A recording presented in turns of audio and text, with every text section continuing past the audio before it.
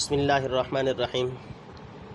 تفسیر عثمانی سورہ کہف part number 2۔ خیرم من جنتی کا، تیرے باغ سے بہتر نمبر 1۔ ویرسل علیہ حسبانا من السماء، اور بھیج دے اس پر لو کا ایک جھونکا آسمان سے۔ فتصبح صعیدا زلقا، پھر صبح کو رہ جائے میدان صاف۔ او یصبح ماؤها غورا، یا صبح کو ہو رہے اس کا پانی خشک۔ فلن تستطیع له طلبا، پھر نہ لا سکے تو اس کو ڈھونڈ کر۔ نمبر 2۔ وَأُحِيطَ بِثَمَرِهِ فَأَصْبَحَ يُقَلِّبُ كَفَّيْهِ، اور سمیٹ لیا گیا اس کا سارا پھل، پھر صبح کو رہ گیا ہاتھ نچاتا۔ نمبر 3۔ عَلَىٰ مَا أَنفَقَ فِيهَا، اس مال پر جو اس میں لگایا تھا۔ وَهِيَ خَاوِيَةٌ عَلَىٰ عُرُوشِهَا، اور وہ گرا پڑا تھا اپنی چھتریوں پر۔ نمبر 4۔ وَيَقُولُ يَا لَيْتَنِي لَمْ أُشْرِكْ بِرَبِّي أَحَدًا، اور کہنے لگا کیا خوب ہوتا اگر میں شریک نہ بناتا اپنے رب کا کسی کو۔ نمبر 5۔ وَلَمْ تَكُن لَهُ فِئَةٌ يَنْصُرُونَهُ مِن دُونِ اللَّهِ وَمَا كَانَ مُنتَصِرًا، اور نہ ہوئی اس کی جماعت کے مدد کریں اس کی اللہ کے سوا، اور نہ ہوا وہ کہ خود بدلہ لے سکے۔ نمبر 6۔ هُنَالِكَ الْوَلَایَةُ لِلَّهِ الْحَقِّ، یہاں سب اختیار ہے اللہ سچے کا۔ وَخَيْرٌ ثَوَابًا وَخَيْرٌ عُقْبًا، اسی کا انعام بہتر ہے اور اچھا ہے اس کا دیا ہوا بدلہ۔ وَاضْرِبْ لَهُم مَثَلَ الْحَيَاةِ الدُّنْيَا، اور بتلا دے ان کو مثال دنیا کی زندگی کی۔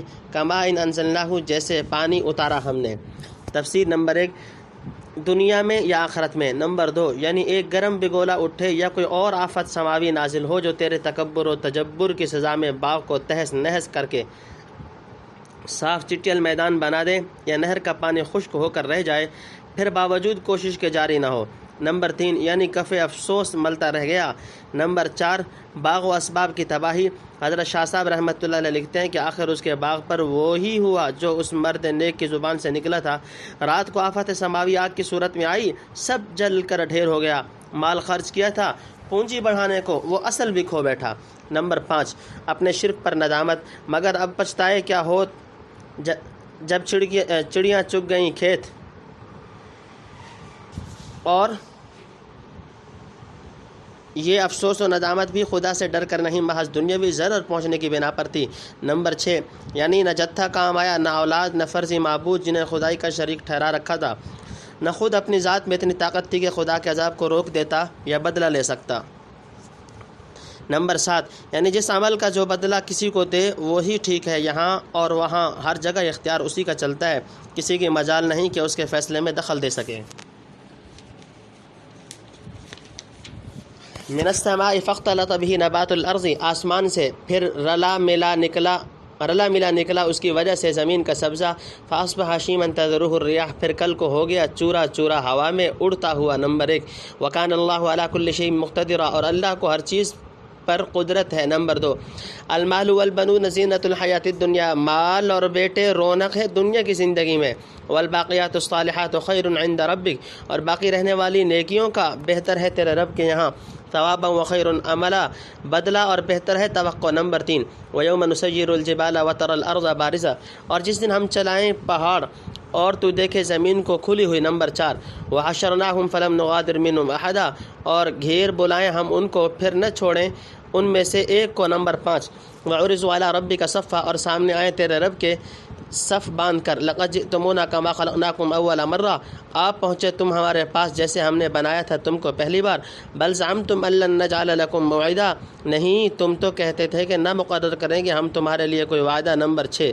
ووضع الکتاب فترى المجرمین مشفقین، اور رکھا جائے گا حساب کا کاغذ پھر تو دیکھے گناہ گاروں کو ڈرتے ہیں۔ تفسیر نمبر 1، دنیا کی زندگی کی مثال، یعنی دنیا کی عارضی بہار اور فانی و سریع الزوال تر و تازگی کی مثال ایسی سمجھو کہ خشک اور مردہ زمین پر بارش کا پانی پڑا، وہ یک و یک جی اٹھی، گنجان درخت اور مختلف اجزاء سے رلا ملا سبزہ نکل آیا، لہلہاتی کھیتی آنکھوں کو بھی بھلی معلوم ہونے لگی، مگر چند روز ہی گزرے کہ زرد ہو کر سوکھنا شروع ہو گئی۔ آخر ایک وقت آیا کہ کاٹ چھانٹ کر برابر کر دی گئی، پھر ریزہ ریزہ ہو کر ہوا میں اڑائی گئی۔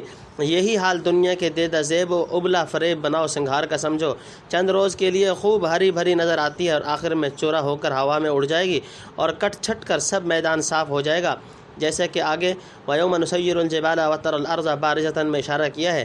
نمبر 2، یعنی جب چاہے پھر جلا دے۔ موضح القرآن یہ کہ اگانا اور چورا کر کے اڑا دینا سب اسی کی دست قدرت میں ہے۔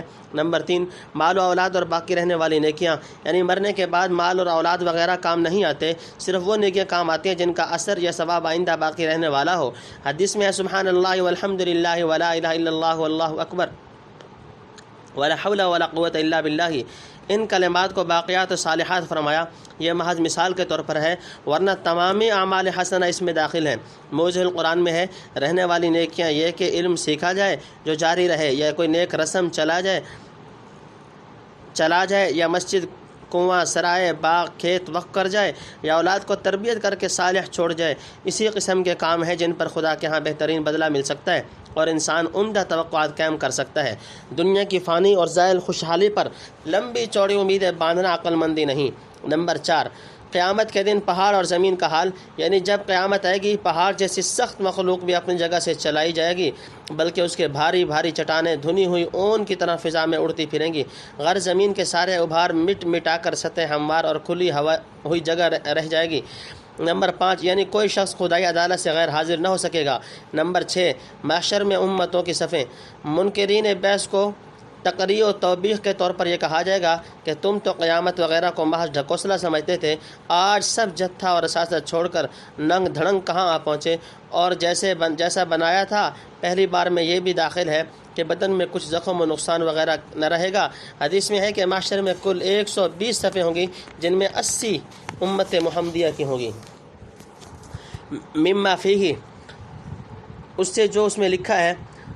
نمبر 1 وَيَقُولُونَ يَا وَيْلَتَنَا مَا لِهَذَا الْكِتَابِ، ہے خرابی کیسا ہے یہ کاغذ، لا یغادر صغیرۃ ولا کبیرۃ، نہ چھوٹی سے چھوٹی بات اور نہ بڑی بات، الا احصاها، جو اس میں نہیں آ گئی، وَوَجَدُوا مَا عَمِلُوا حاضرا، اور پائیں گے جو کچھ کیا ہے سامنے۔ نمبر 2 وَلَا يَظْلِمُ رَبُّكَ أَحَدًا، اور تیرا رب ظلم نہ کرے گا کسی پر۔ نمبر 3 وَإِذْ قُلْنَا لِلْمَلَائِكَةِ اسْجُدُوا لِآدَمَ فَسَجَدُوا إِلَّا إِبْلِيسَ، اور جب کہا ہم نے فرشتوں کو سجدہ کرو آدم کو تو سجدے میں گر پڑے مگر ابلیس، كَانَ مِنَ الْجِنِّ فَفَسَقَ عَنْ أَمْرِ رَبِّهِ، تھا جن کی قسم سے سو نکل بھاگا اپنے رب کے حکم سے۔ أَفَتَتَّخِذُونَهُ وَذُرِّيَّتَهُ أَوْلِيَاءَ مِن دُونِي وَهُمْ لَكُمْ عَدُوٌّ، سو کیا اب تم ٹھہراتے ہو اس کو اور اس کی اولاد کو رفیق میرے سوا، اور وہ تمہارے دشمن ہیں۔ بئس للظالمین بدلا، برا ہاتھ لگا بے انصافوں کے بدلہ۔ نمبر 4 ما اشہدتم خلق السماوات والارض ولا خلق انفسہم، دکھلا نہیں لیا تھا میں نے ان کو بنانا آسمانوں اور زمینوں کا اور نہ بنانا خود ان کا۔ وما كنت متخذ المضلین، اور میں وہ نہیں کہ بناؤں بہکانے والوں کو۔ تفسیر نمبر 1 اعمال نامے، یعنی اعمال نامہ ہر ایک کے ہاتھ میں دیا جائے گا، اسی میں اپنے گناہوں کی فہرست پڑھ کر مجرم خوف کھائیں گے کہ دیکھیے آج کیسی سزا ملتی ہے۔ نمبر 2 یعنی ذرہ ذرہ عمل آنکھوں کے سامنے ہوگا، ہر ایک چھوٹی بڑی بدی یا نیکی اعمال نامہ میں مندرج پائیں گے۔ نمبر 3 حشر میں کسی پر ظلم نہیں ہوگا، حق تعالیٰ کی بارگاہ میں ظلم کا بئی معنی تو امکان ہی نہیں کہ وہ غیر کی ملک میں تصرف کرے، کیونکہ تمام مخلوق اسی کی ملک ہے، لہٰذا ظاہر میں جو نظر آئے اور بے موقع کام سمجھا جائے وہ بھی نہیں کرتا، نہ کسی کو بے قصور پکڑتا ہے، نہ کسی کی ادنا نیکی کو ضائع ہونے دیتا ہے، بلکہ اپنی حکمت بالغہ سے نیکی اور بدی کے ہر ایک درخت پر وہی پھل لگاتا ہے جو اس کی طبیعت نوعیہ کا اقتضا ہو۔ گندم از گندم، بروید جوز جو، از مکافات عمل غافل مشو۔ کفر و ایمان اور طاعت و معصیت میں خالق الکل نے اس طرح کہ علیحدہ علیحدہ خواص و تاثیرات رکھ دی ہیں، جیسے زہر اور تریاق میں آخرت میں خیر و شر کے تمام خواص و آثار علانیہ ظاہر ہو جائیں گے۔ نمبر 4 ابلیس جن تھا، راجہ یہی ہے کہ ابلیس نوع جن سے تھا، عبادات میں ترقی کر کے گروہ ملائکہ میں شامل ہو گیا، اس لیے فرشتوں کو جو حکم سجود ہوا اس کو بھی ہوا، اس وقت اس کی اصلی طبعیت رنگ لائی، تکبر کر کے خدا تعالیٰ کی فرما برداری سے بھاگ نکلا، آدم کے سامنے سر جھکانے میں کثرت شان سمجھی۔ تعجب ہے کہ آج آدم کی اولاد اپنے رب کی جگہ اسی دشمن ازلی اور اس کی اولاد تواق کو اپنا رفیق و خیر خواہ اور مددگار بنانا چاہتی ہے۔ اس سے بڑھ کر بے انصافی اور ظلم کیا ہوگا؟ یہ قصہ پہلے کئی جگہ مفصل گزر چکا ہے، یہاں اس پر متنبع کرنے کے لیے لائے ہیں۔ یا دنیا فانی کی ٹیپ ٹاپ مغرور ہو کر آخرت سے غافل ہو جانا شیطان کی تحریک و تسویل سے ہے، چاہتا ہے کہ ہم اپنے اصلی و آبائی وطن جنت میں واپس نہ جائیں۔ اس کا مطمع نظر یہ ہے کہ دوست بن کر ہم سے پرانی دشمنی نکالے۔ آدمی کو لازم ہے کہ ایسے چالاک دشمن سے ہوشیار رہے جو لوگ دنیاوی متاع پر مغرور ہو کر ضعفاء کو حقیر سمجھتے اور اپنے کو بہت لمبا کھینچتے ہیں، وہ تکبر و تفاخر میں شیطان لعین کی راہ پر چل رہے ہیں۔ تنبیہ: ابن کثیر نے بعض روایات نقل کر کے جن میں ابلیس کی اصل نوع ملائکہ میں سے بتلائی گئی ہے، لکھا ہے کہ ان روایات کا غالب حصہ اسرائیلیات میں سے ہے جنہیں بہت نظر و فکر کے بعد احتیاط کے ساتھ قبول کرنا چاہیے، اور ان میں کی بعض چیزیں یقیناً جھوٹ ہیں کیونکہ قرآن ان کی صاف تکذیب کرتا ہے۔ آگے ابن کثیر نے بہت وزن دار الفاظ میں اسرائیلیات کے متعلق جو کچھ کلام کیا ہے دیکھنے اور یاد رکھنے کے قابل ہے، یہاں بخوف تطویل ہم درج نہیں کر سکتے۔ عضدہ اپنا مددگار نمبر 1، وَيَوْمَ يَقُولُ نَادُوا شُرَكَائِي، اور جس دن فرمائے گا پکارو میرے شریکوں کو۔ نمبر 2، الَّذِينَ زَعَمْتُمْ فَدَعُوهُمْ، جن کو تم مانتے تھے پھر پکاریں گے، فَلَمْ يَسْتَجِيبُوا لَهُمْ، سو وہ جواب نہ دیں گے ان کو، وَجَعَلْنَا بَيْنَهُمْ مَوْبِقًا، اور کر دیں گے ہم ان کے اور ان کے بیچ مرنے کی جگہ۔ نمبر 3، وَرَأَى الْمُجْرِمُونَ النَّارَ فَظَنُّوا أَنَّهُمْ وَاقِعُوهَا، اور دیکھیں گے گناہگار آگ کو پھر سمجھ لیں گے کہ ان کو پڑنا ہے اس میں۔ وَلَمْ يَجِدُوا عَنْهَا مَصْرِفًا، اور نہ بدل سکیں گے اس سے رستہ۔ نمبر 4، وَلَقَدْ صَرَّفْنَا فِي هَذَا الْقُرْآنِ لِلنَّاسِ مِنْ كُلِّ مَثَلٍ، اور بے شک پھیر کر سمجھائی ہم نے اس قرآن میں لوگوں کو ہر ایک مثل۔ وَكَانَ الْإِنسَانُ أَكْثَرَ شَيْءٍ جَدَلًا، اور ہے انسان سب چیز سے زیادہ جھگڑالو۔ نمبر 5، وَمَا مَنَعَ النَّاسَ أَن يُؤْمِنُوا إِذْ جَاءَهُمُ الْهُدَىٰ وَيَسْتَغْفِرُوا رَبَّهُمْ، اور لوگوں کو جو روکا اس بات سے کہ یقین لائیں جب پہنچی ان کو ہدایت اور گناہ بخشوائیں اپنے رب سے، إِلَّا أَن تَأْتِيَهُمْ سُنَّةُ الْأَوَّلِينَ، سو اسی انتظار نے کہ پہنچے ان پر رسم پہلوں کی، أَوْ يَأْتِيَهُمُ الْعَذَابُ قُبُلًا، یا آ کھڑا ہو ان پر عذاب سامنے کا۔ نمبر 6، تفسیر نمبر 1، شیطان کے مذمت، یعنی زمین و آسمان پیدا کرتے وقت ہم نے ان شیاطین کو بلایا نہ تھا کہ ذرا آ کر دیکھ جائیں ٹھیک بنا ہے یا کچھ اونچ نیچ رہ گئی ہے، غرض نہ ان سے تکوین و ایجاد عالم میں کچھ مشورہ لیا گیا، نہ مدد طلب کی گئی، بلکہ زمین و آسمان کی پیدائش کے وقت تو سرے سے یہ موجود ہی نہ تھے۔ خود ان کو پیدا کرتے وقت بھی یہ نہیں پوچھا گیا تھا کہ تمہیں کیسا بنایا جائے یا تمہارے دوسرے ہم جنسوں کو کس طرح پیدا کروں، ذرا آ کر میری مدد کرو، اور بفرض محال مدد بھی لیتا اور قوت بازو بھی بناتا، تو کیا ان بدبخت اشقیاء کو جنہیں جانتا ہوں کہ لوگوں کو میری راہ سے بہکانے والے ہیں، پھر خدا جانے آدمیوں نے ان کو خدائی کا درجہ کیسے دے دیا اور اپنے رب کو چھوڑ کر انہیں کیوں رفیق و مددگار بنانے لگے۔ سبحانہ و تعالی عما یقول الظالمون علوا کبیرا۔ نمبر 2، یعنی جن کو میرا شریک بنا رکھا تھا بلاؤ تاکہ اس مصیبت کے وقت تمہاری مدد کریں۔ نمبر 3، مشرکین اور شرکاء کی حالت، اس وقت رفاقت اور دوستی کی ساری قلعیں کھل جائے گی، ایک دوسرے کے نزدیک بھی نہ جا سکیں گے، کام آنا تو درکنار، دونوں کے بیچ میں عظیم و وسیع خندق آگ کی حائل ہوگی، اعاذنا اللہ منہا۔ نمبر 4، یعنی شروع میں شاید کچھ معافی کی امید ہوگی، لیکن جہنم کو دیکھتے ہی یقین ہو جائے گا کہ اب اس میں گرنا ہے اور فرار کا کوئی راستہ نہیں۔ نمبر 5، انسان جھگڑالو ہے، یعنی قرآن کریم کس طرح مختلف عنوانات اور قسم کے دلائل و امثلہ سے سچی باتیں سمجھاتا ہے، مگر انسان کچھ ایسا جھگڑالو واقع ہوا ہے کہ صاف اور سیدھی باتوں میں بھی کٹ حجتی کیے بغیر نہیں رہتا، جب دلائل کا جواب بن نہیں پڑتا تو محمل اور دراز کار فرمائشیں شروع کر دیتا ہے کہ فلاں چیز دکھاؤ تو مانوں گا۔ نمبر 6، قبول ہدایت سے اب کیا چیز مانے ہیں، یعنی ان کی ضد و عناد کو دیکھتے ہوئے کہا جا سکتا ہے کہ قرآن ایسی عظیم و شان ہدایت پہنچ جانے کے بعد ایمان نہ لانے اور توبہ نہ کرنے کا کوئی معقول عذر ان کے پاس باقی نہیں۔ آخر قبول حق میں اب کیا دیر ہے اور کاہے کا انتظار ہے، وجہ جس کے کہ پہلی قوموں کی طرح خدا تعالیٰ ان کو بکلی تباہ کر ڈالے، یا اگر تباہ نہ کیے جائیں تو کم از کم مختلف صورتوں میں عذاب الہی آنکھوں کے سامنے آ کھڑا ہو۔ ہاکذا یفہم من تفسیر ابن کثیر وغیرہ۔ حضرت شاہ صاحب رحمۃ اللہ علیہ لکھتے ہیں کہ یعنی کچھ اور انتظار نہیں رہا مگر یہی کہ پہلوں کی طرح ہلاک ہوئیں یا قیامت کا عذاب آنکھوں سے دیکھیں۔ وما نرسل المرسلین الا مبشرین و منذرین، اور ہم جو رسول بھیجتے ہیں سو خوشخبری اور ڈر سنانے کو۔ نمبر 1، ویجادل الذین کفروا بالباطل، اور جھگڑا کرتے ہیں کافر جھوٹا جھگڑا، لیدحضوا به الحق، کہ ٹلا دیں اس سے سچی بات کو۔ نمبر 2، واتخذوا آیاتی وما انذروا ہزوا، اور ٹھہرا لیا انہوں نے میرے کلام کو اور جو ڈر سنائے گئے تھے ٹھٹھا۔ نمبر 3، ومن اظلم ممن ذکر بآیات ربہ، اور اس سے زیادہ ظالم کون جس کو سمجھایا اس کے رب کے کلام سے، فاعرض عنہا، پھر منہ پھیر لیا اس کی طرف سے، ونسی ما قدمت یدہ، اور بھول گیا جو کچھ آگے بھیج چکے ہیں اس کے ہاتھ۔ نمبر 4، انا جعلنا علی قلوبہم اکنۃ ان یفقہوہ، ہم نے ڈال دیے ہیں ان کے دلوں پر پردے کہ اس کو نہ سمجھیں، وفی آذانہم وقرا، اور ان کے کانوں میں ہے بوجھ، وان تدعوہم الی الہدی، اور اگر تو ان کو بلائے راہ پر فلن یہتدوا اذا ابدا تو ہرگز نہ آئے راہ پر اس وقت کبھی۔ نمبر 5 وربک الغفور ذو الرحمہ، اور تیرا رب بڑا بخشنے والا رحمت ہے، رحمت والا۔ لو یؤاخذهم بما کسبوا لعجل لهم العذاب، اگر ان کو پکڑے ان کے کیے پر تو جلد ڈالے ان پر عذاب۔ نمبر 6 بل لهم موعد، پر ان کے لیے ایک وعدہ ہے۔ تفسیر نمبر 1 ان کو یہ اختیار نہیں کہ جب تم مانگو یا جب وہ چاہیں عذاب لا کھڑا کریں۔ نمبر 2 یعنی جھوٹے جھگڑے اٹھا کر اور کٹ حجتی کر کے چاہتے ہیں کہ حق کی آواز پس کر دیں اور جھوٹ کے زور سے سچائی کا قدم ڈگمگائیں، ایسا کبھی نہ ہوگا۔ نمبر 3 یعنی کلام اللہ سے ٹھٹھا کرتے ہیں اور جس عذاب سے ڈرایا جاتا ہے اس کی ہنسی اڑاتے ہیں۔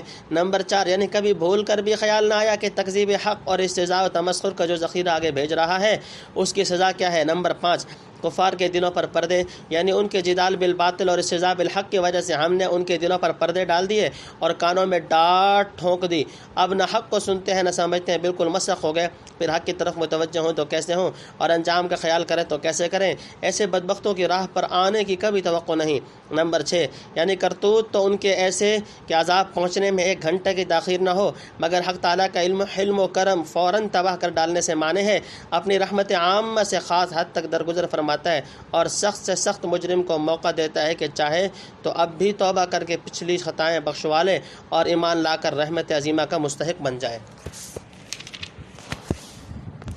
لن یجدوا من دونہ موئلا، کہیں نہ پائیں گے اس سے ورے سرک جانے کو جگہ۔ نمبر 1 وَتِلْكَ الْقُرَىٰ أَهْلَكْنَاهُمْ لَمَّا ظَلَمُوا وَجَعَلْنَا لِمَهْلِكِهِمْ مَوْعِدًا، اور یہ سب بستیاں ہیں جن کو ہم نے غارت کیا جب وہ ظالم ہو گئے اور مقرر کیا تھا ہم نے ان کی ہلاکت کا ایک وعدہ۔ نمبر 2 وَإِذْ قَالَ مُوسَىٰ لِفَتَاهُ لَا أَبْرَحُ حَتَّىٰ أَبْلُغَ مَجْمَعَ الْبَحْرَيْنِ أَوْ أَمْضِيَ حُقُبًا، اور جب کہا موسیٰ نے اپنے جوان کو میں نہ ہٹوں گا جب تک نہ پہنچ جاؤں جہاں ملتے ہیں دو دریا یا چلا جاؤں قرنوں۔ نمبر 3 فلما بلغ مجمع بینہما نسی حوتہما، پھر جب پہنچے دونوں دریا کے ملاپ تک بھول گیا اپنی مچھلی، فاتخذ سبیلہ فی البحر سربا، پھر اس نے اپنی راہ کر لی دریا میں سرنگ بنا کر۔ نمبر 4 فلما جاوزا قال لفتاہ آتنا غداءنا، پھر جب آگے چلے کہا موسیٰ نے اپنے جوان کو لا ہمارے پاس ہمارا کھانا، لقد لقینا من سفرنا هذا نصبا، ہم نے پائی اپنے اس سفر میں تکلیف۔ نمبر 5 قال رأيت اذا وینا الى الصخرة فانی نسیت الحوت، بولا وہ دیکھا تو نے جب ہم نے جگہ پکڑی اس پتھر کے پاس تو میں بھول گیا مچھلی، وما انسانہ الا الشیطان ان اذکرہ، اور یہ مجھ کو بھلا دیا شیطان ہی نے کہ اس کا ذکر کروں۔ نمبر 6 تفسیر نمبر 1 یعنی یہ تاخیر عذاب ایک وقت معین تک ہے، یہ ممکن نہیں کہ کوئی مجرم سزا کا وعدہ آنے سے بیشتر کہیں ادھر ادھر کھسک جائے، جب وقت آئے گا سب بندھے چلے آئیں گے، مجال نہیں کہ کوئی روپوش ہو سکے۔ نمبر 2 بستیوں کی ہلاکت، یعنی عاد و سمود کی بستیاں جن کے واقعات مشہور و معروف ہیں، دیکھ لو جب ظلم کیے کس طرح اپنے وقت معین پر تباہ و برباد کر دی گئیں۔ اس طرح تم کو ڈرتے رہنا چاہیے کہ وقت آنے پر عذاب الہی سے کہیں پناہ نہ ملے گی۔ نمبر 3 حضرت موسیٰ اور حضرت خضر کے واقعے کی اصل وجہ اوپر ذکر ہوا تھا کہ مغرور کافر مفلس مسلمانوں کو حقیر سمجھ کر حضرت صلی اللہ علیہ وسلم سے کہتے تھے کہ ان کو پاس نہ بٹھائیں تو ہم بیٹھیں۔ اسی پر 2 شخصوں کی کہاوت سنائی، پھر دنیا کی مثال اور ابلیس کا کبر و غرور سے خراب ہونا بیان کیا۔ اب موسیٰ اور خضر کا قصہ ذکر کرتے ہیں کہ اللہ والے اگر سب سے افضل اور بہتر بھی ہوں تو آپ کو بہتر نہیں کہتے، اور کبھی بھول چوک سے کہہ گزریں تو حق تعالیٰ کی جانب سے تعدیب و تنبیہ کی جاتی ہے۔ حدیث میں ہے کہ حضرت موسیٰ علیہ السلام اپنی قوم کو نہایت مؤثر اور بیش بہا نصیحتیں فرما رہے تھے۔ ایک شخص نے پوچھا اے موسیٰ کیا روئے زمین پر آپ اپنے سے بڑا عالم کسی کو پاتے ہیں؟ آپ نے فرمایا نہیں۔ یہ جواب واقعہ میں صحیح تھا کیونکہ موسیٰ علیہ السلام اولو العزم پیغمبروں میں سے ہیں، ظاہر ہے کہ ان کے زمانہ میں اسرار شریعہ کا علم ان سے زیادہ کس کو ہو سکتا تھا، لیکن حق تعالیٰ کو ان کے الفاظ پسند نہ آئے۔ گو مراد صحیح تھی، تاہم عنوان جواب کے عموم سے ظاہر ہوتا تھا کہ روئے زمین پر من کل الوجہ اپنے کو عالم الناس خیال کرتے ہیں۔ خدا کی مرضی یہ تھی کہ جواب کو اس کے علم محیط پر محمول کرتے، مثلا یہ کہتے کہ اللہ کے مقرب و مقبول بندے بہت سے ہیں، سب کی خبر اسی کو ہے۔ تب وہی آئی کہ جس جگہ 2 دریا ملے ہیں اس کے پاس ہمارا ایک بندہ ہے جو تم سے زیادہ علم رکھتا ہے۔ مجمع البحرین کی تحقیق، 2 دریا سے کون سے دریا مراد ہے؟ بعض نے کہا بحر فارس اور بحر روم، لیکن یہ دونوں ملتے ہی نہیں، شاید میلاب سے مراد قرب ہوگا، یعنی جہاں دونوں کا فاصلہ کم سے کم رہ جائے۔ بعض افریقہ کے 2 دریا مراد لیتے ہیں، بعض علماء کے نزدیک مجمع البحرین وہ مقام ہے جہاں پہنچ کر دجلہ اور فرات خلیج فارس میں گرتے ہیں، واللہ عالم۔ بہرحال موسیٰ علیہ السلام نے درخواست کی کہ مجھے اس کا پورا پتہ نشان بتایا جائے تاکہ میں وہاں جا کر کچھ علمی استفادہ کروں۔ حکم ہوا کہ اس کی تلاش میں نکلو تو ایک مچھلی تل کر ساتھ رکھ لو، جہاں مچھلی گم ہو وہیں سمجھنا کہ وہ بندہ موجود ہے۔ گویا مجمع البحرین سے جو ایک وسیع قطعہ مراد ہو سکتا تھا اس کی پوری تعین کے لیے علامت مقرر فرما دی۔ حضرت یوشع سے حضرت موسیٰ کا خطاب۔ موسیٰ علیہ السلام نے اسی ہدایت کے موافق اپنے خادم خاص حضرت یوشع کو ہمراہ لے کر سفر شروع کر دیا اور یوشع کو کہہ دیا کہ مچھلی کا خیال رکھنا، میں برابر سفر کرتا رہوں گا یہاں تک کہ منزل مقصود پر پہنچ جاؤں۔ اگر فرض کرو برس اور قرن بھی گزر جائیں کہ بدون مقصد حاصل کیے سفر سے نہ ہٹوں گا۔ تنبیہ: جوان سے مراد حضرت یوشع ہیں جو ابتداءً موسیٰ علیہ السلام کے خادم خاص تھے، پھر ان کے روبرو پیغمبر اور ان کے بعد خلیفہ ہوئے۔ نمبر 4، مچھلی کا گم ہونا۔ وہاں پہنچ کر ایک بڑے پتھر کے قریب جس کے نیچے آب حیات کا چشمہ جاری تھا اور حضرت موسیٰ علیہ السلام سو رہے، یوشع علیہ السلام نے دیکھا کہ بھنی ہوئی مچھلی باذن اللہ زندہ ہو کر زنبیل سے نکل پڑی اور عجیب طریقے سے دریا میں سرنگ سی بناتی چلی گئی۔ وہاں پانی میں خدا کی قدرت سے ایک طاق سے کھلا رہ گیا۔ یوشع کو دیکھ کر تعجب آیا، چاہا کہ موسیٰ بیدار ہوں تو ان سے کہوں۔ وہ بیدار ہوئے تو دونوں آگے چل کھڑے ہوئے۔ یوشع نہ معلوم کن خیالات میں پڑھ کر کہنا بھول گئے۔ روایت میں ہے کہ موسیٰ علیہ السلام نے جب ان کو مچھلی کی خبر گیری کے لیے کہا تھا تو ان کی زبان سے نکلا، یہ کوئی بڑا کام نہیں، لہذا متنبہ کیا گیا کہ چھوٹے سے چھوٹے کام میں بھی آدمی کو محض اپنے نفس پر بھروسہ نہیں چاہیے۔ نمبر 5، حضرت موسیٰ علیہ السلام پہلے نہیں تھکے، جب مطلب چھوٹ رہا تھا اس وقت چلنے سے تکان محسوس کیا۔ نمبر 6، یعنی مطلب کی بات بھول جانا اور عین موقع یادداشت پر ذہول ہونا شیطان کی وسوسہ اندازی سے ہوا۔ واتخذ سبیلہ فی البحر عجبا، اس نے کر لیا اپنا راستہ دریا میں عجیب طرح۔ قال ذلک ما کنا نبغ، کہا یہی ہے جو ہم چاہتے تھے۔ فارتد علی آثارہما قصصا، پھر الٹے پھرے اپنے پیر پہچانتے۔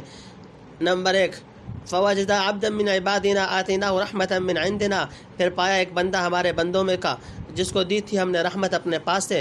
وعلمناہ من لدنا علما، اور سکھلایا تھا اپنے پاس سے ایک علم۔ نمبر 2، قال لہ موسیٰ هل اتبعک علی ان تعلمنی مما علمت رشدا، کہا اس کو موسیٰ نے کہے تو تیرے ساتھ رہوں اس بات پر کہ مجھ کو سکھلا دے کچھ جو تجھ کو سکھلائی ہے بھلی راہ۔ نمبر 3، قال انک لن تستطیع معی صبرا، بولا تو نہ ٹھہر سکے گا میرے ساتھ۔ وکیف تصبر علی ما لم تحط بہ خبرا، اور کیوں کر ٹھہرے گا دیکھ کر ایسی چیز کو کہ تیرے قابو میں نہیں اس کا سمجھنا۔ نمبر 4، قال ستجدنی انشاءاللہ صابرا، کہا تو پائے گا اگر اللہ نے چاہا مجھ کو ٹھہرنے والا۔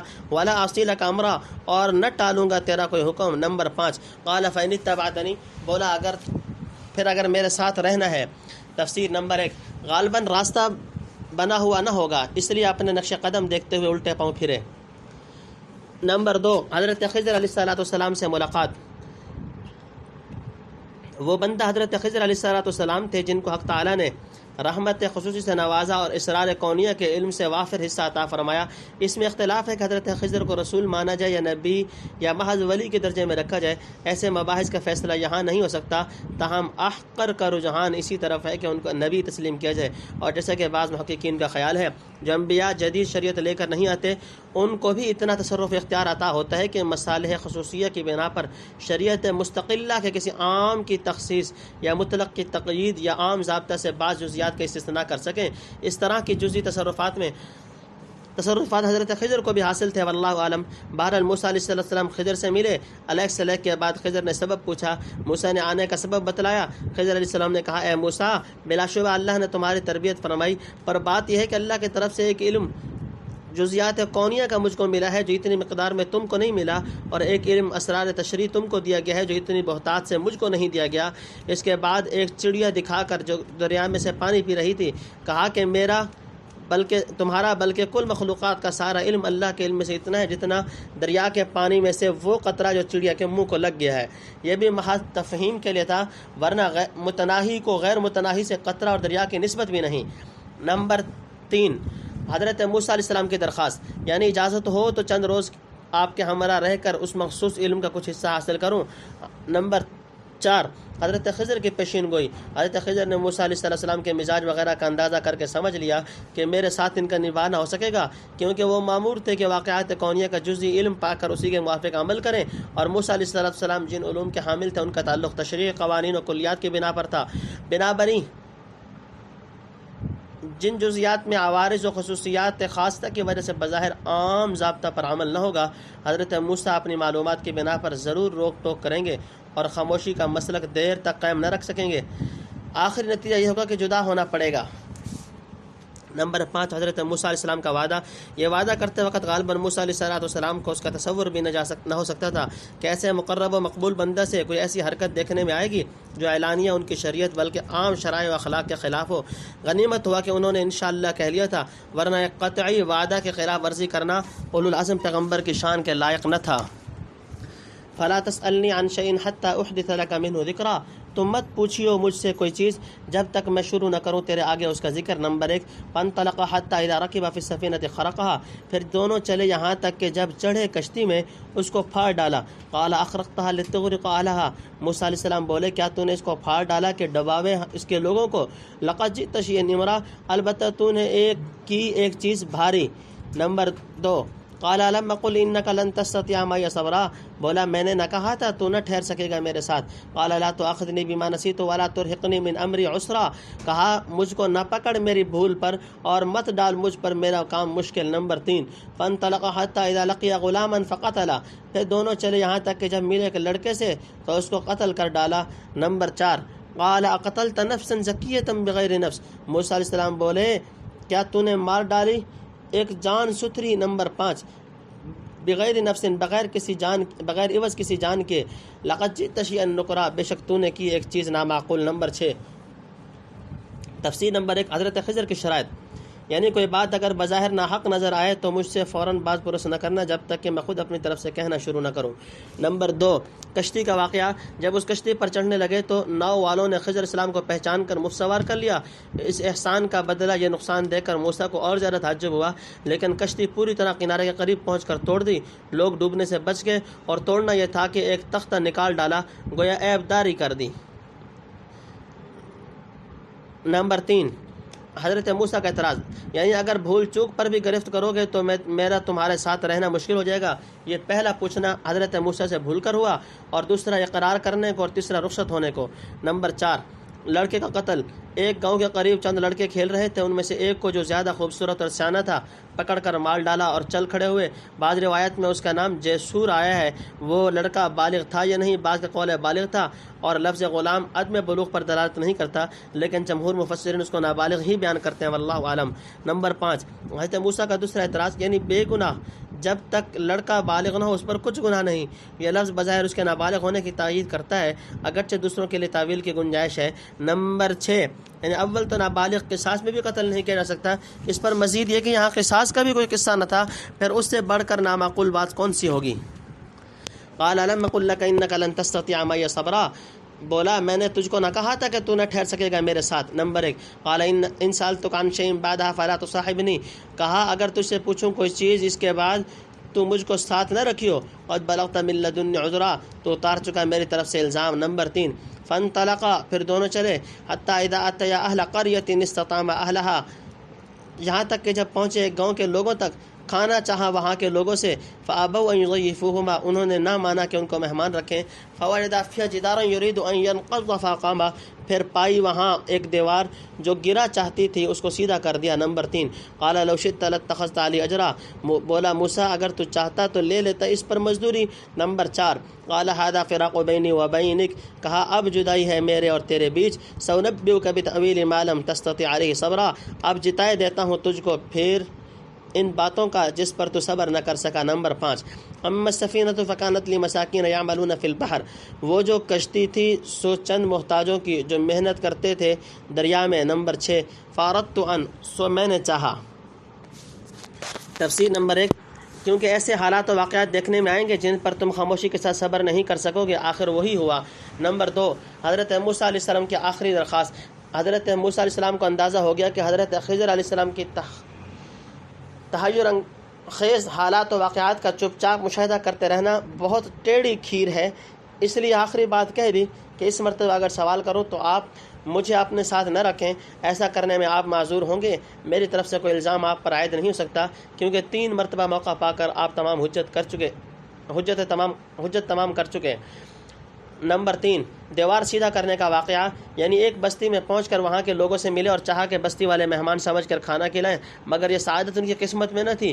انہوں نے موسیٰ اور خضر علیہ السلام جیسے مقربین کی مہمانی سے انکار کر دیا۔ یہ معاملہ دیکھ کر چاہیے تھا کہ ایسے تنگ دل اور بے مروت لوگوں پر غصہ آتا، مگر حضرت خضر علیہ السلام نے غصے کی بجائے ان پر احسان کیا۔ بستی میں ایک بڑی بھاری دیوار جھکی ہوئی تھی، قریب تھا کہ زمین پر آ رہے لوگ اس کے نیچے گزرتے ہوئے خوف کھاتے تھے۔ حضرت خضر علیہ السلام نے ہاتھ لگا کر سیدھی کر دی اور منہدم ہونے سے بچا لیا۔ تنبیہ: حتیٰ اذا اتیا اہل قریۃ میں اہل کا لفظ شاید اس لیے لائے کہ بستی میں ان کا آنا محض مرور و عبور کے طور پر نہ تھا، نہ یہ صورت تھی کہ باشندگان شہر سے علیحدہ کسی سرائے وغیرہ میں جا اترے ہوں، بلکہ قصد کر کے شہر والوں سے ملے۔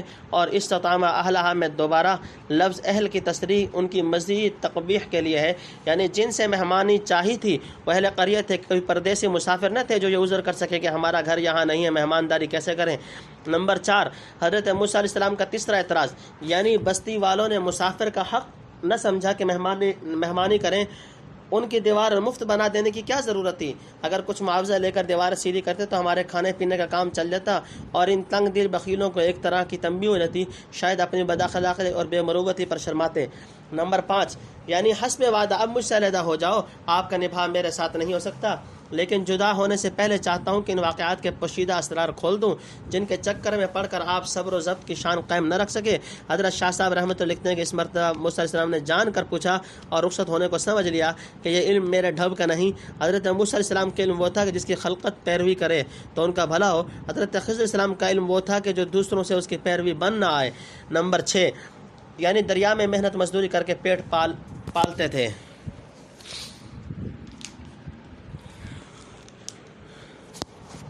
عیبھا وکان وراءہم مالک یاخذ کل سفینۃ غصبا، کہ اس میں عیب ڈالوں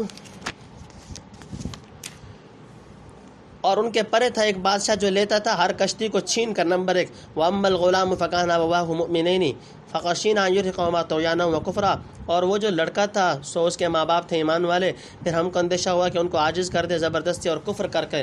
نمبر 2، فاردنا ان یبدلهما ربهما خیرا منه زکاۃ واقرب رحما، پھر ہم نے چاہا کہ بدلہ دے ان کو ان کا رب بہتر اس سے پاکیزگی میں اور نزدیک تر شفقت میں۔ نمبر 3، واما الجدار فکان لغلامین یتیمین فی المدینہ، اور جو دیوار تھی سو 2 یتیم لڑکوں کی تھی اس شہر میں۔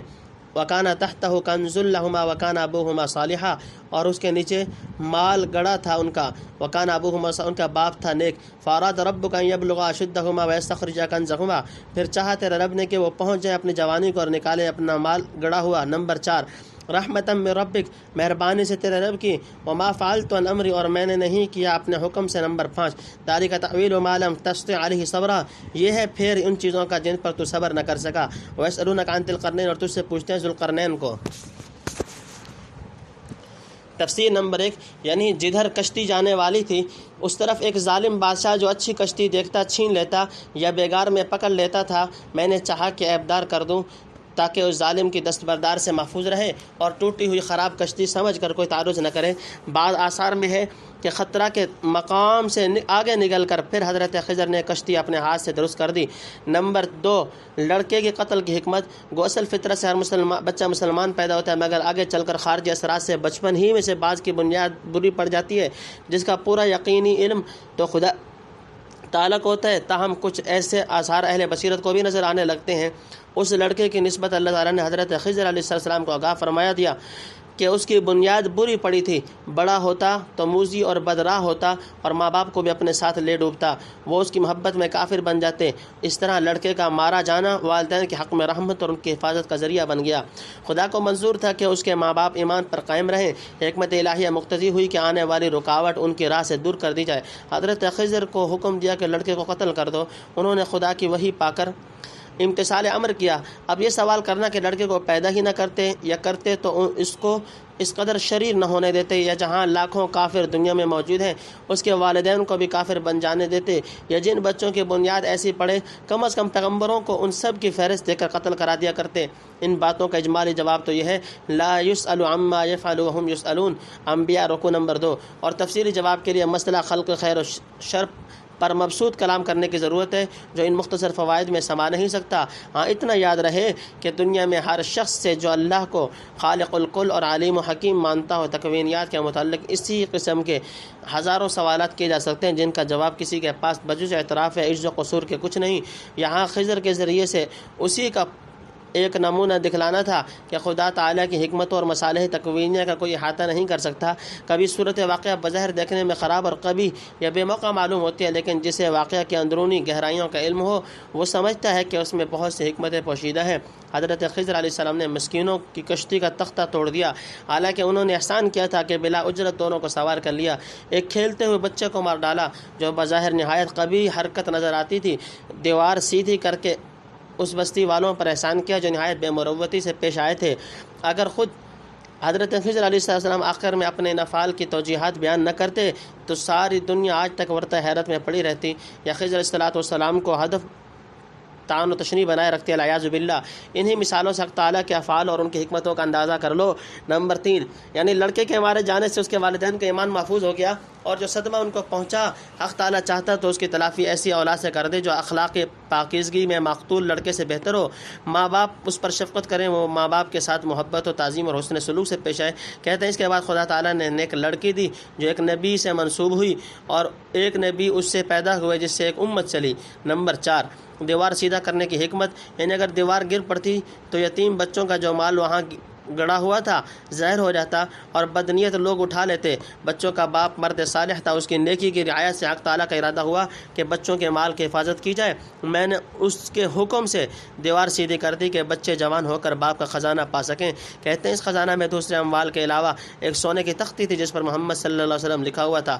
نمبر 5، یعنی جو کام خدا کے حکم سے کرنا ضروری ہوا اس پر مزدوری لینا مقربین کا کام نہیں۔ تنبیہ، اس قصہ کے شروع میں حضرت خضر علیہ السلام کی نبوت و ولایت کے متعلق جو کچھ ہم لکھ چکے ہیں اس کو بیک نظر پھر مطالعہ کر لیجیے جائے۔ آگے ذوالقرنین کا قصہ آتا ہے، یہ بھی ان 3 چیزوں میں سے تھا جن کی نسبت یہود کے مشورہ سے قریش نے سوالات کیے تھے۔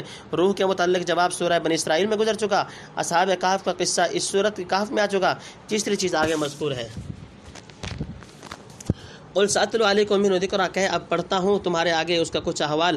انا مکننا لہ فی الارض وآتیناہ من کل شیء سببا، ہم نے اس کو جمایا تھا ملک میں اور دیا تھا ہم نے اس کو ہر چیز کا سامان۔ نمبر 1، فاتبع سببا، پھر پیچھے پڑا ایک سامان کے۔ نمبر 2، حتی اذا بلغ مغرب الشمس وجدها تغرب فی عین حمیۃ، یہاں تک کہ جب پہنچا سورج ڈوبنے کی جگہ پایا کہ وہ ڈوبتا ہے ایک دلدل کی ندی میں۔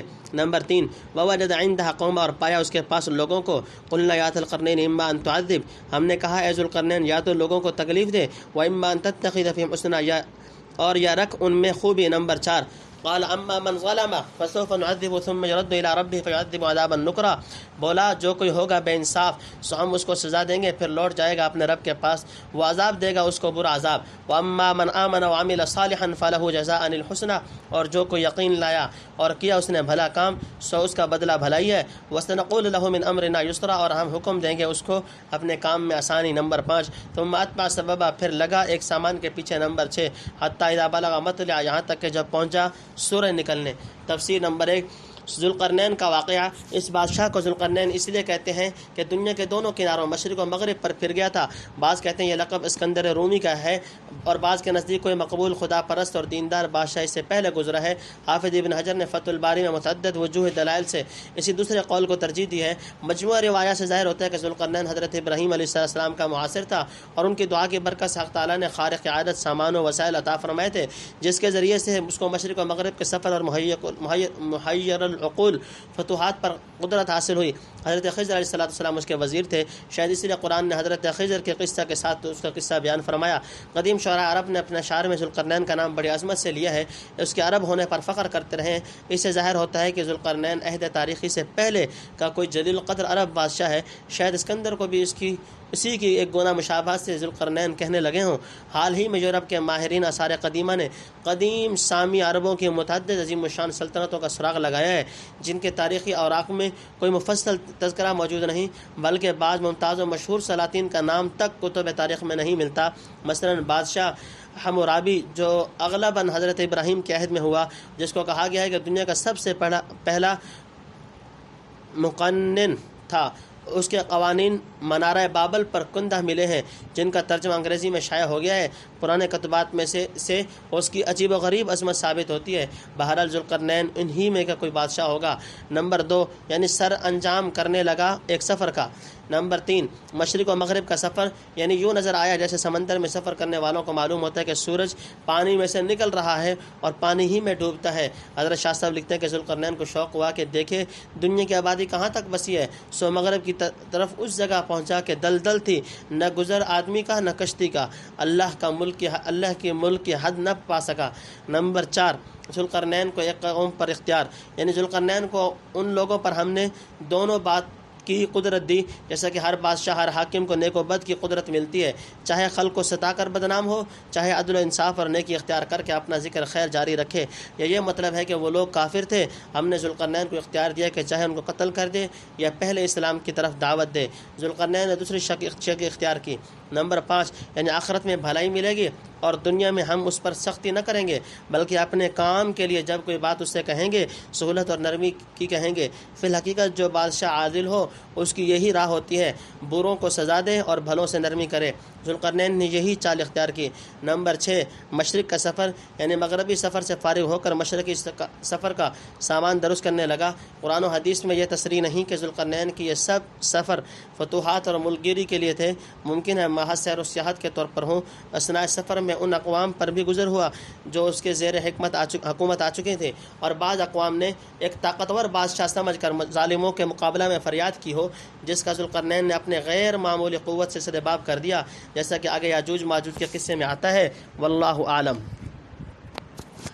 الشمس وجدها تطلع على قوم لم نجعل لهم من دونها سترا کی جگہ پایا اس کو کہ نکلتا ہے قوم پر کہ نہیں بنا دیا ہم نے ان کے لیے آفتاب سے ورے کوئی حجاب۔ نمبر 1 کذالک یوں ہی ہے، وقد احطنا بما لدیہ خبرا اور ہمارے قابو میں آ چکی ہے اس کے پاس کی خبر۔ نمبر 2 ثم اتبع سببا پھر لگا ایک سامان کے پیچھے۔ نمبر 3 حتی اذا بلغ بین السدین وجد من دونہما قوما یہاں تک کہ جب پہنچا دو پہاڑوں کے بیچ پائے ان سے ورے ایسے لوگ لا یکادون یفقہون قولا جو لگتے نہیں کہ سمجھیں ایک بات۔ نمبر 4 قالوا یا ذا القرنین ان یأجوج ومأجوج مفسدون فی الارض بولے اے ذوالقرنین یہ یاجوج و ماجوج دھوم اٹھاتے ہیں ملک میں، فہل نجعل لک خرجا علی ان تجعل بیننا وبینہم سدا سو تو کہے تو ہم مقرر کر دیں تیرے واسطے کچھ محصول اس شرط پر کہ بنا دے تو ہم میں ان میں ایک آڑ۔ نمبر 5 قال ما مکنی فیہ ربی خیر فاعینونی بولا جو مقدور دیا مجھ کو میرے رب نے وہ بہتر ہے سو مدد کر میری۔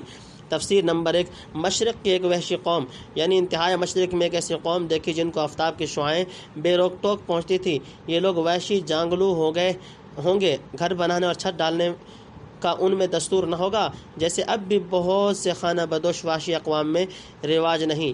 نمبر 2 یعنی ذوالقرنین کے سفر مشرق و مغرب کی جو کیفیت بیان کی گئی واقعہ میں اسی طرح ہیں جو وسائل اس کے پاس تھے اور جو وہ حالات پیش ہے ان سب پر ہمارا علم محیط ہے۔ تاریخ والے شاید اس جگہ کو کچھ اور کہتے ہوں گے اور فی الحقیقت اتنا ہے جو فرما دیا۔ بعض مفسرین نے کذالک کا مطلب یہ لیا ہے کہ ذوالقرنین نے مغربی قوم کے متعلق جو روش اختیار کی تھی ویسے ہی اس مشرقی قوم کے ساتھ اختیار کی۔ واللہ عالم۔ نمبر 3 تیسرا سفر، یہ تیسرا سفر مشرق و مغرب کے سوا کسی تیسری جہت میں تھا۔ مفسرین عموماً اس کو شمالی سفر کہتے ہیں، قرآن و حدیث میں اس کی تصریح نہیں۔ نمبر 4 ایک قوم کی درخواست، یعنی ذوالقرنین اور اس کے ساتھیوں کی بولی وہ لوگ نہیں سمجھتے۔ آگے جو گفتگو نقل کی گئی غالباً کسی ترجمان کے ذریعے سے ہوئی ہوگی اور ترجمان کسی درمیانی قوم میں کا ہوگا جو دونوں کی زبان قدرے سمجھتا ہو۔ تنبیہ اس قوم اور یاجوج ماجوج کے ملک میں یہ 2 پہاڑ حائل تھے جن پر چڑھائی ممکن نہ تھی، البتہ دونوں پہاڑوں کے بیچ میں ایک درہ کھلا ہوا تھا، اسی سے یاجوج ماجوج آتے اور ان لوگوں کو لوٹ مار کر چلے جاتے۔ نمبر 5 یاجوج ماجوج کی قوم ذوالقرنین ذلقرنین کے غیر معمولی اسباب، وسائل اور قوت و حشمت کو دیکھ کر انہیں یہ خیال ہوا کہ ہماری تکلیف و مصائب کا سدباب اس سے ہو سکے گا، اس لیے گزارش کی کہ یاجوج ماجوج نے ہمارے ملک میں ادھم مچا رکھی ہے اور یہاں آ کر قتل و غارت اور لوٹ مار کرتے رہتے ہیں۔ آپ اگر ہمارے اور ان کے درمیان کوئی مضبوط روک قائم کر دیں جس سے ہماری حفاظت ہو جائے تو جو کچھ اس پر خرچ ہے ہم ادا کرنے کو تیار ہیں، چاہے آپ ٹیکس لگا کر ہم سے وصول کریں۔ تنبیہ: یاجوج ماجوج کون ہیں، کس ملک میں رہتے ہیں، ذوالقرنین کی بنائی ہوئی سد یعنی آہنی دیوار کہاں ہے؟ یہ وہ سوالات ہیں جن کے متعلق مفسرین و مورخین کے اقوال مختلف رہے۔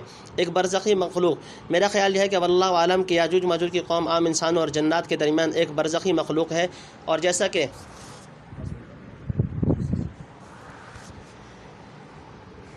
کعب احبار نے فرمایا اور نووی نے فتاوی میں جمہور علماء سے نقل کیا کہ اس کا سلسلہ نسب باپ کی طرف سے آدم علیہ السلام پر منتہی ہوتا تھا مگر ماں کی طرف سے حوا تک نہیں پہنچتا، گویا وہ عام آدمیوں کے محض باپ شریک بھائی ہوئے۔ کیا عجب کہ دجال اکبر جسے تمیم داری نے کسی جزیرہ میں مقید دیکھا تھا اسی قوم میں کا ہو جب حضرت مسیح علیہ السلام جو محض ایک آدم زاد خاتون مریم صدیقہ کے بطن سے بتوسط نفخہ ملکیہ پیدا ہوئے نزول من السماء کے بعد دجال کو ہلاک کریں گے۔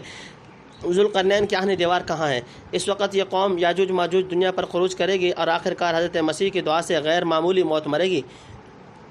اس وقت یہ قوم کہاں ہے اور ذوالقرنین کی دیوار آہنی کس جگہ واقع ہے؟ سو جو شخص ان سب اوصاف کو پیش نظر رکھے گا جن کا ثبوت اس قوم اور دیوار آہنی کے متعلق قرآن کریم اور احادیث صحیحہ میں ملتا ہے، اس کو کہنا پڑے گا جن قوموں، ملکوں اور دیواروں کا لوگوں نے رائے سے پتہ دیا ہے یہ مجموعہ اوصاف ایک میں بھی نہیں پایا نہیں جاتا، لہذا وہ خیالات صحیح معلوم نہیں ہوتے اور احادیث صحیحہ کا انکار یا نصوص کی تعویلات بعیدہ دین کے خلاف رہا مخالفین کا یہ شبہ کہ ہم نے تمام زمین کو چھان ڈالا مگر کہیں اس کا پتہ نہیں ملا، اور اسی کے جواب کے لیے ہمارے مؤلفین نے پتہ بتلانے کی کوشش کی ہے۔ اس کا جواب صحیح جواب وہی ہے جو علامہ آلوسی بغدادی نے دیا ہے کہ ہم کو اس کا موقع معلوم نہیں اور ممکن تھا کہ ہمارے اور اس کے درمیان بڑے بڑے سمندر حائل ہوں، اور یہ دعویٰ کرنا کہ ہم تمام خشکی و تری پر محیط ہو چکے ہیں واجب و تسلیم نہیں، عقلاً جائز ہے۔ جس طرح اب سے 500 برس پہلے تک ہم کو چوتھے براعظم امریکہ کا وجود تک کا پتہ نہ چلا، اب بھی کوئی 5واں براعظم ایسا موجود ہو جہاں تک ہم رسائی حاصل نہ کر سکیں ہوں اور تھوڑی دنوں بعد وہاں تک یا وہ لوگ ہم تک پہنچ سکیں۔ سمندر کی دیوار اعظم جو آسٹریلیا کے شمال مشرقی ساحل پر واقع ہے، آج کل برطانوی سائنسدان ڈاکٹر سی ایم ینگ کے زیر ہدایت اس کی تحقیق جاری ہے۔ یہ دیوار 1000 میل سے زیادہ لمبی اور بعض مقامات پر 12 میل تک چوڑی اور 1000 فٹ اونچی ہے، جس پر بے شمار مخلوق بستی ہے۔ جو مہم اس کام میں کے لیے روانہ ہوئی تھی حال ہی میں اس نے اپنی 1 سالہ تحقیقات ختم کی ہے، جس سے سمندر کے عجیب و غریب اسرار منکشف ہوتے ہیں اور انسان کو حیرت و استعجاب کی ایک نئی دنیا معلوم ہو رہی ہے۔ پھر کیسے دعویٰ کیا جا سکتا ہے کہ ہم کو خشکی و تری کے تمام مخلوقات کے مکمل اکتشافات حاصل ہو چکے ہیں؟ بہرحال مخبر صادق نے جس کا صدق دلائل قطعیہ سے ثابت ہے، جب اس کی دیوار کے ماں اس کے اوصاف کی خبر دی تو ہم پر واجب ہے کہ تصدیق کریں اور ان واقعات کے منتظر رہیں جو مشککین و منکرین کے علی الرغم پیش آ کر رہیں گے۔ ستبدی لک الایام ما کنت جاہلا ویأتیک بالاخبار ما لم تزودی بقوت اجل بینکم و بینہم ردما، محنت میں بنا دوں تمہارے اور ان کے بیچ ایک دیوار موٹی۔ نمبر 1 اتونی زبر الحدید، لا دو مجھ کو تخت لوہے کے، حتی اذا ساوا بین الصدفین قال انفقوا، یہاں تک کہ جب برابر کر دیا دونوں پھاٹکوں تک پہاڑ کے، کہا دھونکو، حتی اذا جعلہ نارا،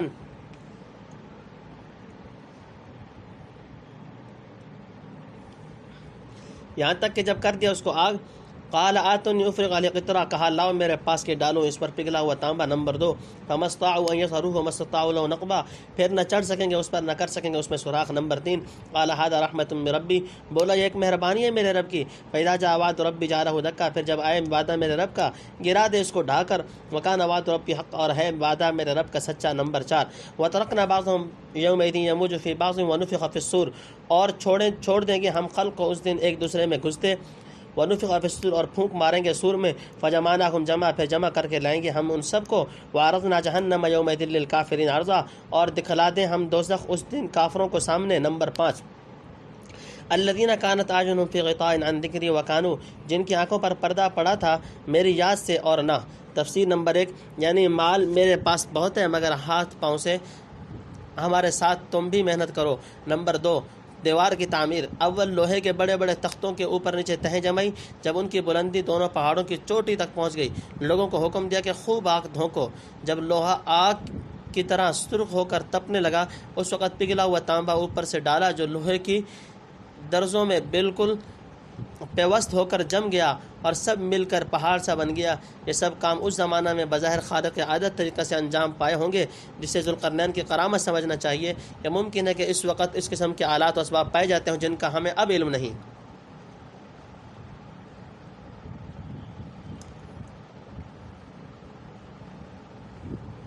نمبر 3، یاجوج ماجوج دیوار نہیں توڑ سکتے، یعنی حق تعالیٰ نے یاجوج ماجوج کو فی الحال یہ قدرت نہیں دی کہ دیوار پھاند کر یا توڑ کر ادھر نکل آئیں۔ نمبر 4، دیوار ٹوٹنے کا وقت یعنی محض خدا کی مہربانی سے یہ روک قائم ہو گئی اور میعاد معین تک قائم رہے گی۔ احادیث صحیحہ سے معلوم ہوا کہ حضرت مسیح علیہ السلام کے نزول اور قتل دجال کے بعد قیامت کے قریب یاجوج ماجوج کے نکلنے کا وعدہ ہے۔ اس وقت یہ روک ہٹا دی جائے گی اور دیوار توڑ کر اتنی کثیر تعداد میں نکل پڑیں گے جس کا شمار اللہ کے سوا کسی کو معلوم نہیں۔ دنیا ان کے مقابلہ سے عاجز ہوگی۔ حضرت مسیح کو حکم ہوگا کہ میرے خاص بندوں کو لے کر طور پر چلے جائیں۔ آخر حضرت مسیح علیہ السلام بارگاہ احدیت کی طرف سے دست دعا دراز کریں گے۔ اس کے بعد یاجوج ماجوج پر ایک غیبی وبا مسلط ہوگی، سب ایک دم مر جائیں گے۔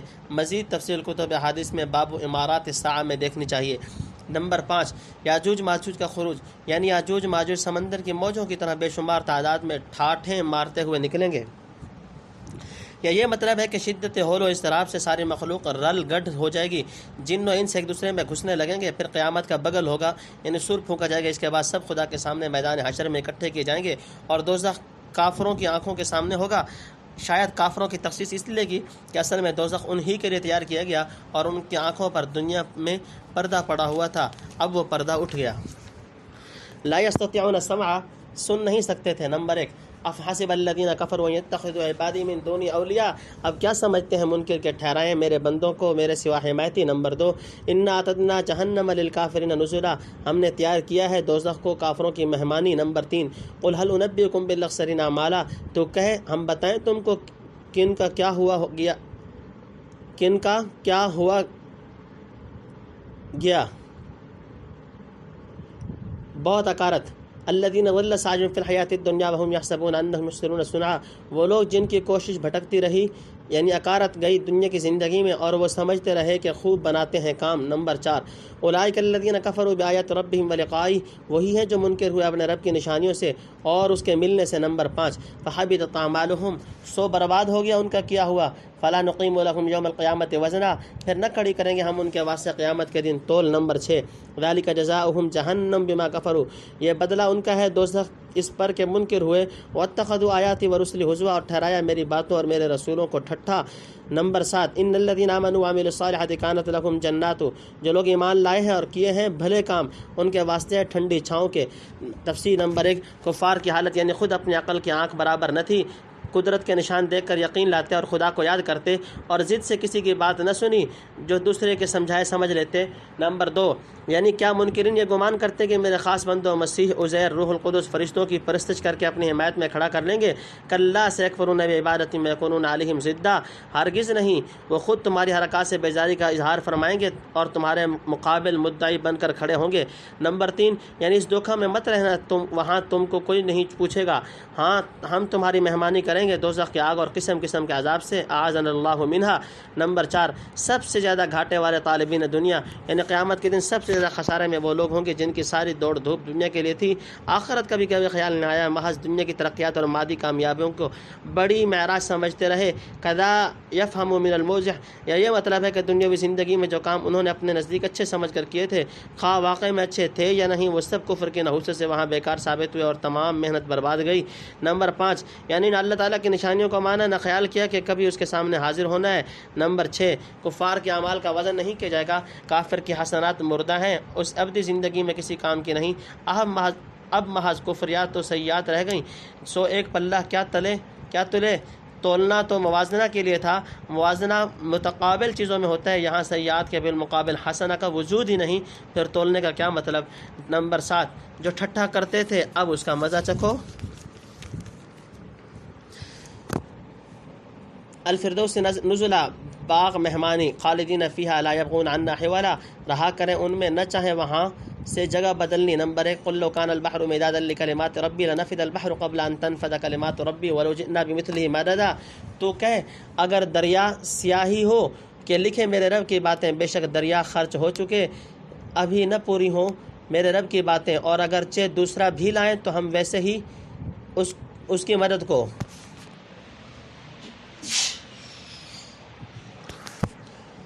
قل انما انا بشر مثلکم، تو کہ میں بھی ایک آدمی ہوں جیسے تم ہو. حکم آتا ہے یوحا الی انما الہکم الہ واحد، حکم آتا ہے مجھ کو کہ معبود تمہارا ایک معبود ہے.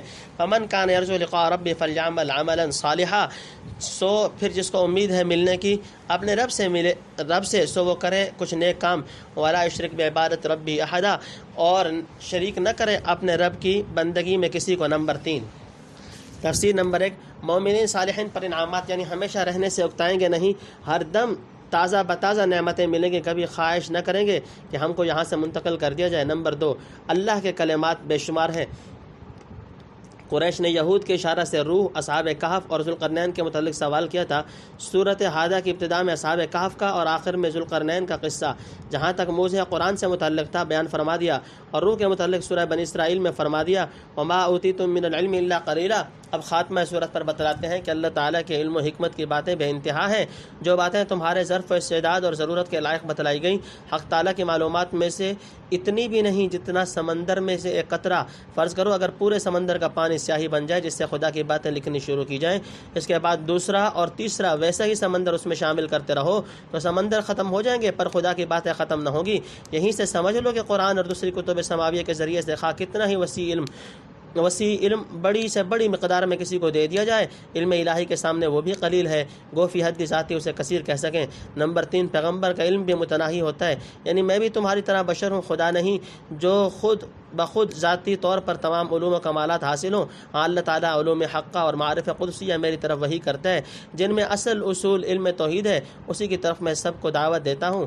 جس کسی کو اللہ تعالیٰ سے ملنے کا شوق یا اس کے سامنے حاضر کیے جانے کا خوف ہو، اسے چاہیے کہ کچھ بھلے کام شریعت کے موافق کر جائے اور اللہ تعالیٰ کی بندگی میں ظاہراً و باطناً کسی کو کسی درجے میں بھی شریک نہ کرے، یعنی شرک جلی کی طرح ریا وغیرہ شرک خفی سے بھی بچتا رہے، کیونکہ جس عبادت میں غیر اللہ کی شرکت ہو وہ عابد کے منہ پر ماری جائے گی. اللہم اعذنا من شرور انفسنا، اس آیت میں اشارہ کر دیا کہ نبی کا علم بھی متناہی اور عطائی ہے، علم خداوندی کی طرح ذاتی اور غیر متناہی نہیں. تم سورۃ الکہف بفضل اللہ تعالی ومنہ وللہ الحمد اولا وآخرا. الحمدللہ، اللہ تعالیٰ کے فضل سے سورہ کہف اختتام کو پہنچی. یہ دوسرا پارٹ مکمل ہوتے ہی سورہ کہف بھی ختم ہو گئی.